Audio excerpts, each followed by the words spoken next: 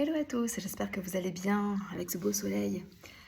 J'ai eu envie en fait de vous faire cette vidéo parce que j'avais envie de partager sur un sujet qui n'est autre que le carême et le ramadan.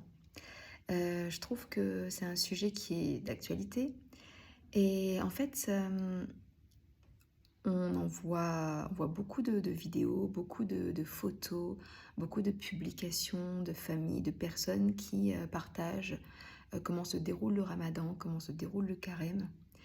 Et je suis vraiment étonnée en fait. Je ne sais pas si il y a un phénomène d'accélération, si c'est la société qui amène à ça certainement, mais je n'avais jamais entendu parler avant sur les réseaux sociaux du carême. J'ai l'impression que tout est en train de devenir comme un style de vie, comme quelque chose, un phénomène qui est à la mode. Euh, c'est beau de voir, même moi, hein, je regarde les photos, les vidéos de ceux qui préparent. Je vois même parfois de gens qui sont en prière, des gens après qui font leur rituel à la fin de la journée, qui prennent le temps de partager le repas en famille. J'essaie de me souvenir et de me dire quelle est la motivation première en fait de ces personnes-là qui se mettent à jeûner, à suivre le carême ou à suivre le ramadan. Quelle est la motivation première? Quand on parle d'un jeûne intermittent, quand on expose sur les réseaux sociaux comment on prépare son rééquilibrage alimentaire, là c'est à des fins de bien-être, de remise en forme, de santé. Mais quand on parle de jeûne, de carême ou de ramadan, là il me semble qu'il s'agisse d'une recherche spirituelle. Et qui dit spirituelle, c'est avec Dieu. Et avec Dieu, c'est dans l'intimité, c'est en face à face, c'est en tête à tête. Je ne crois pas qu'on ait besoin de voir ce qui se passe à l'intérieur. Je ne crois pas qu'on ait besoin de l'exposer au public. Alors, certes, oui, c'est joli, c'est agréable. Ça peut attiser aussi le désir pour les spectateurs de vouloir s'y mettre. Pour quelles raisons? Pour pouvoir se sentir bien, pour pouvoir se rapprocher de Dieu. Pourquoi pas?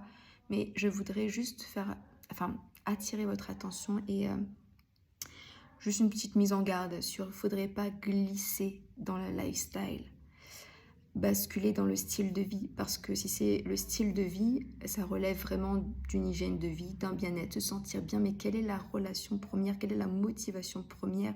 C'est ce face-à-face, ce cœur à cœur avec Dieu. Et en fait, quand on est avec Dieu, on n'a pas besoin de le montrer. D'ailleurs, lui-même, dans sa parole, il nous dit de vraiment nous retirer dans notre chambre, façon de parler, fermer la porte. Ça montre vraiment qu'on est dans l'intimité, dans le lieu secret, et que c'est lui-même qui voit ce qu'on fait, qui voit qu'on recherche sa présence et qui nous la déverse. Pourquoi on se met à jeûner? Pourquoi on veut rechercher sa présence? Parce que dans le cœur à cœur, dans le face à face avec Dieu, il y a des choses, des mystères cachés qui nous sont révélés. Il y a aussi cette dimension, vraiment une dimension qui nous dépasse, qui va nous remplir, qui va faire du bien à notre âme, faire du bien à nos cœurs. On va s'oublier soi-même dans le sens où quand on vient, on s'approche de Dieu, on n'est pas là à quémander ou supplier ou demander des choses, bien que Dieu sache exactement ce dont nous avons besoin et qui prend plaisir aussi à entendre nos prières et nos supplications. Mais quand on vient, il me semble, dans cette disposition de jeûne, c'est un signe d'abandon à lui, que c'est lui qui a les clés entre les mains, c'est lui qui détient tout pouvoir entre ses mains et on est à son écoute. On est à son éveil, on est là auprès de lui pour être rempli sans rien chercher à demander, parce que ce sera une infime portion de ce dont nous avons réellement besoin. Lui-même, notre Créateur, sait ce qu'il convient, sait de quoi nous sommes faits. Il a des plans et des projets qui sont au-delà de nos pensées, de nos perspectives, de nos recherches, de nos besoins, de ce qu'on pense être bon pour moi-même. Ça me fait penser, quand je recherchais mon mari, une prière que je demandais à Dieu. J'ai dit, Seigneur, fais que mon mari puisse me connaître mieux que je ne me connais moi-même. En signe de protection, en signe de sécurité.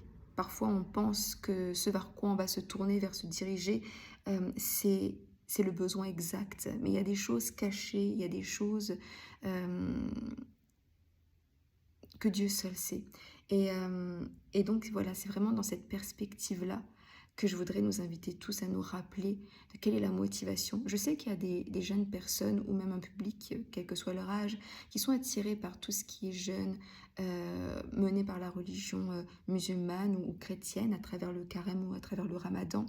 Et il y a des gens qui ont besoin de repères et le fait de voir aussi cette discipline, ça peut apporter une structure, un cadre, une sécurité et quelque chose de sérieux aussi dans la religion qu'elle va mener, dans la relation qu'elle va mener avec Dieu. Mais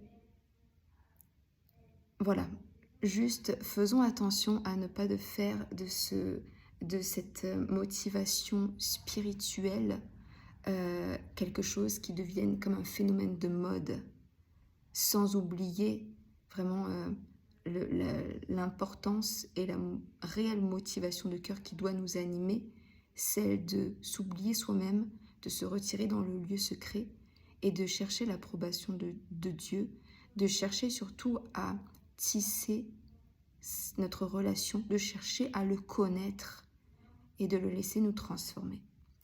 Voilà, c'est tout ce que je voulais dire pour aujourd'hui.